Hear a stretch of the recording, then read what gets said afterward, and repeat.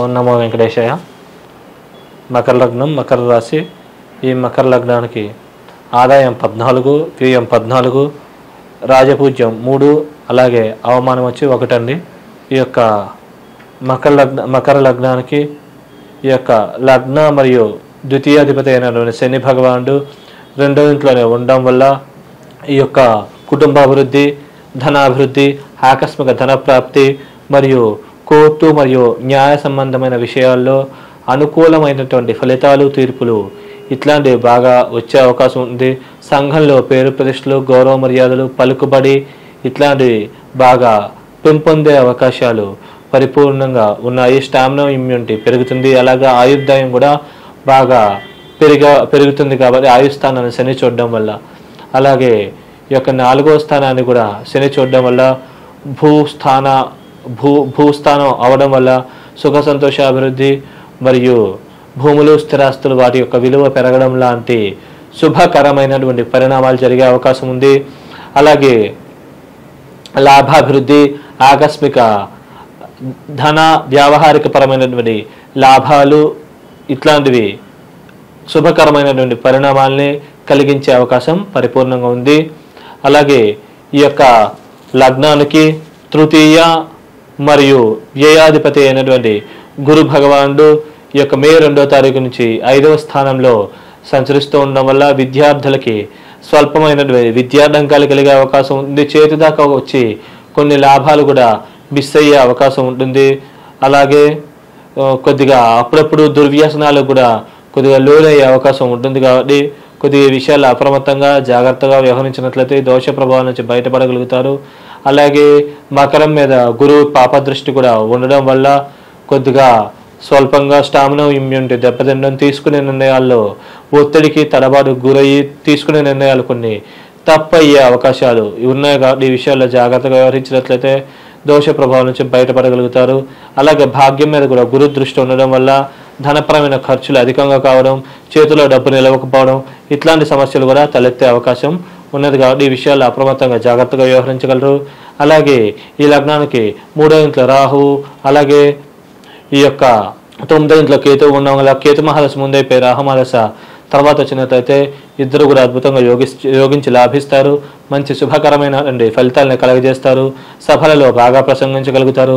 సోదర సోదరి వర్గీయుల సహాయ సహకారాలు బాగా లభిస్తాయి. బంధువర్గీయుల సహాయ సహకారాలు లభిస్తాయి.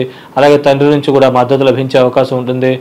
మరియు నిల్వధనం పెంపొందుతుంది. అనుకోని విధంగా అదృష్టం కలిసి కొన్ని అనుకోని పనులు కూడా నెరవేరే అవకాశాలు బాగా ఎక్కువగా ఉన్నాయి. కాబట్టి ఈ విషయాన్ని ఈ యొక్క సమయాన్ని మీరు సద్వినియోగం చేసుకున్నట్లయితే ఈ ఫలితాన్ని పరిపూర్ణంగా పొందగలుగుతారు. అలాగే ఈ యొక్క దోష ప్రభావాల నుంచి ఈ యొక్క ముందుగా కనుక వ్యక్తిగత జాతకంలో రాహు మహాదశ ముందైపోయి కేతు మహాదశ తర్వాత వచ్చినట్లయితే కనుక కొద్దిగా మాటల్లో తడబాటు, కొద్దిగా ఇబ్బందులు, డబ్బు ఖర్చులు అధికంగా కావడం ఇట్లాంటి పరిణామాలు జరిగే అవకాశం ఉంది. కాబట్టి ఈ విషయాలు అప్రమత్తంగా జాగ్రత్తగా వ్యవహరించినట్లయితే ఈ దోష ప్రభావం నుంచి మీరు పరిపూర్ణంగా బయటపడి మీరు అనుకునేది తొందరగా సాధించుకోగలుగుతారు. అలాగే ఈ లగ్నానికి యోగకారకులైనటువంటి బుధ, శుక్రులు ఇద్దరూ కూడా ఎక్కడ ఉంటే అక్కడ నుంచి పరిపూర్ణమైన శుభ ఫలితాలను ఇస్తారు.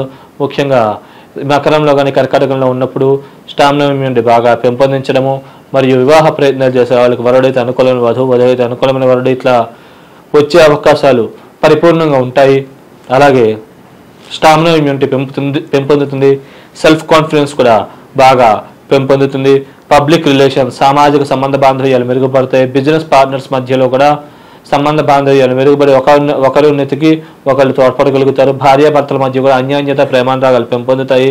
అలాగే 2లో 8లో కుంభంలో అనగా సింహంలో సంచరిస్తున్నప్పుడు కొద్దిగా కోర్టు, న్యాయ సంబంధమైన విషయాలు అనుకూల ఫలితాలు, తీర్పులు వచ్చే అవకాశం ఉంటుంది.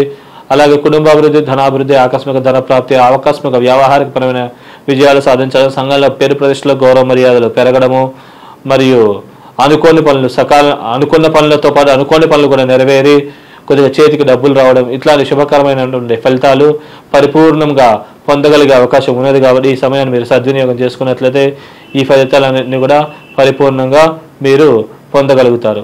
అలాగే ఈ యొక్క బుధ శుక్రులు ఇద్దరూ కూడా ఈ యొక్క 4, 10లో అనగా మేషంలో మరియు తులలో సంచరిస్తున్నప్పుడు ఆస్తులు స్థిరాస్తులు వాటి విలువ పెరగడము మరియు ఎక్కువ ఆస్తులు కొనుగోలు చేయడము, కొనుగోలు చేస్తే వాటి విలువ పెరగడము, అలాగే వృత్తిపరంగా బాగా బిజీ అవ్వడం, తొందరగా ప్రమోషన్లు ఇంక్రిమెంట్లు రావడం, ఇట్లాంటి పరిణామాలు జరిగే అవకాశం ఉంది. అలాగే బిజినెస్ పీపుల్ ఉంటే కనుక వాళ్ళు వ్యాపారంలో బాగా అభివృద్ధి కాగలగడం లాంటి పరిణామాలు జరిగే అవకాశం ఉంటుంది. అలాగే ఈ యొక్క 5-11లో సంచరిస్తున్నప్పుడు అనగా ఈ యొక్క వృషభంలో మరియు తులలో సంచరిస్తున్నప్పుడు 5-11 వృషభంలో మరియు ఈ యొక్క వృశ్చికంలో సంచరిస్తున్నప్పుడు కొద్దిగా విద్యార్థులకు విద్యలో మార్కులు ఎక్కువగా రావడం, లాభాభివృద్ధి, ఆకస్మిక లాభాలు గడించడం ఇట్లాంటి శుభకరమైనటువంటి శుభ పరిణామాలు పరిపూర్ణంగా జరిగే అవకాశం ఉంది. కాబట్టి ఈ సమయాన్ని బాగా ఉపయోగించుకుంటే ఈ ఫలితాలు ఇంకా జరిగే అవకాశం ఉంటుంది. అలాగే లాభాభివృద్ధి అవుతుంది, ఆకస్మిక లాభ ప్రాప్తి కూడా జరుగుతుంది. అలాగే కవితలు బాగా రాయగలుగుతారు. ముఖ్యంగా సినిమా కళాకారులు మరియు కవిత్వం రాసేవాళ్ళు, రిజిస్టులు ఇట్లాంటి వాళ్ళు కూడా వాళ్ళ యొక్క వృత్తులలో బాగా గుర్తింపు అధికంగా లభించే అవకాశం ఉంటుంది. అలాగే 6-12లో అనగా ధనుస్సు మరియు మిథునంలో సంచరిస్తున్నప్పుడు కొద్దిగా విదేశీ ప్రయత్నాలు చేసే వాళ్ళకి విదేశాలు తొందరగా వెళ్ళగలుగుతారు, వీసా పాస్పోర్ట్ తొందరగా లభ్యమవుతాయి. అలాగే లోన్ల కోసం ట్రై చేసే వాళ్ళకి లోన్లు తొందరగా వస్తాయి. మీరు ఎవరికైనా బాకీ పడితే తొందరగా తీర్చగలుగుతారు. అలాగే మీకు ఎవరైనా అప్పు పడితే కనుక వాళ్ళ నుంచి కూడా ఈ సమయంలో మీరు ప్రయత్నిస్తే ఆ ధనం లభ్యమయ్యే అవకాశం ఉంది. కాబట్టి మీరు ఈ విషయాన్ని గమనించి మీరు ఈ సమయాన్ని బాగా ఉపయోగించుకున్నట్లయితే ఈ యొక్క ఫలితాలన్నీ కూడా పరిపూర్ణంగా పొందగలిగే అవకాశాలు పరిపూర్ణంగా ఉన్నాయి. కాబట్టి సద్వినియోగం చేసుకోగలరు. అలాగే ఈ యొక్క లగ్నానికి పాపులైనటువంటి రవి, చంద్ర, కుజులు లగ్నంలో సంచరించిన స్టామినా కొద్దిగా స్వల్పంగా దెబ్బతింటే వివాహ ప్రయత్నాలు చేస్తే ఆటంకం క్రియేట్ అవ్వడం, 7లో సంచరిస్తున్నప్పుడు కూడా ఇదే ఫలితాలు కలిగే అవకాశం ఉంటుంది. సామాజిక సంబంధ బాంధవ్యాలు స్వల్పంగా దెబ్బతిండడం లాంటి పరిణామాలు జరిగే అవకాశం ఉంది.